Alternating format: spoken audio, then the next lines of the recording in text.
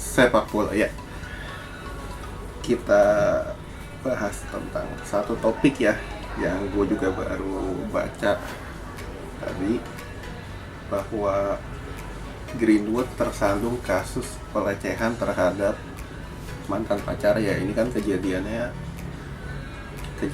pelecehan ini kan konon katanya udah lama ya, udah lama, cuman mungkin karena waktu itu mantan pacarnya masih takut bla bla bla segala macam, dan hari ini dia blow up ke sosmednya ya. Mungkin namanya gue nggak akan ungkap di sini ya, karena mungkin kalian juga udah tahu, dan ini juga ada privasi juga kan.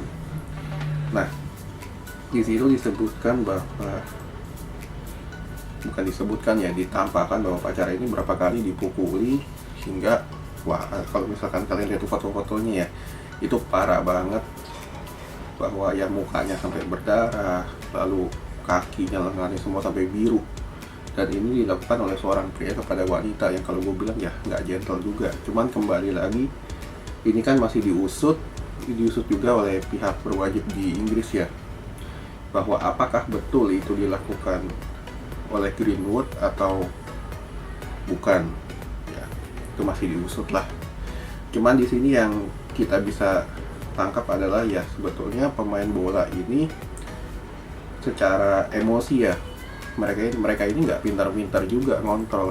Jadi kalau misalkan lu terlalu mendewakan seorang pemain bola ya, oke, lu bisa mendewakan dalam hal skill mereka luar biasa di lapangan hijau. Cuman kembali lagi, ketika mereka tidak bisa bermain bola, apakah yang mereka lakukan? Ya, party, santai ya. Cuman oke, itu mungkin sebagian dari hobi, cuman berapa banyak juga para pemain bola yang gagal. Pekerjaan apa yang mereka lakukan? Ya, contoh gampangnya mungkin kalian tahu dulu siapa, Hakan Şükür ya. Itu pemain Turki tahun 2002, pensiun, ada konflik, dan sekarang konon karena jadi supir di negara Eropa sono. Ya, lalu siapa, Adriano, pensiun jadi pemain bola, dan ya gue sempat baca berita juga jadi gangster. Nah, ini di sini ditunjukkan bahwa ya sebetulnya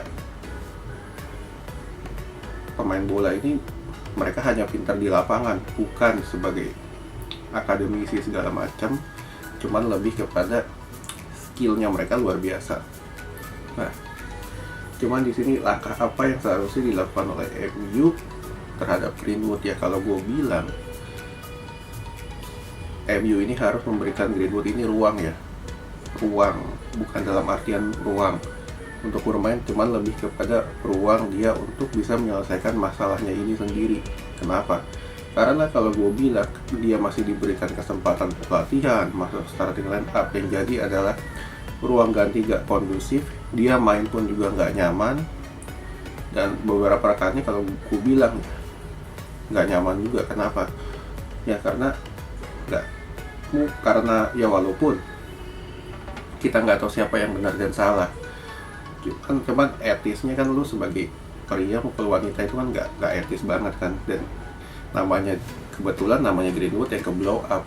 Nah, inilah kalau gue bilang MU ini harus memberikan Greenwood waktu, space, bahwa dia jangan diganggu dulu, biarkan dia selesaikan itu. Jangan masukkan dia sebagai starting line up ataupun dalam ajang latihan. Kenapa? Karena ketika pemain ini lagi ada masalah di luar lapangan dan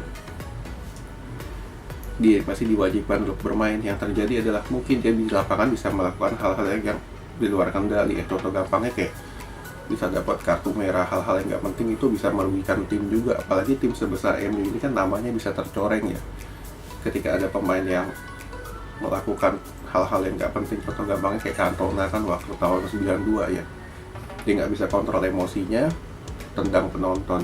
Nah, inilah yang kalau gue bilang perlunya juga pelatihan kontrol emosi kepada para pemain. Jadi ketika mereka nggak bisa mendapatkan yang mereka inginkan di luar lapangan ya, mereka harus lebih bijaksana dalam artian, oke, kita nggak bisa dapetin yang A, gue akan coba cari jalan keluar, walaupun jalannya ini agak memutar, gue akan lebih coba untuk bisa mendapatkan hal yang sama tapi dengan jalan B. Nah inilah yang seharusnya coba diajarkan juga di akademisi di sepak bola ya, di luar sono, nggak di Eropa juga, cuman di banyak mancanegara, bahwa lu nggak harus kurikulum tentang pelajaran tentang sepak bola, tapi lu juga harus belajar tentang bagaimana lu bisa kontrol rohani ataupun dari jiwa lu sendiri, supaya juga nggak merugikan banyak orang lah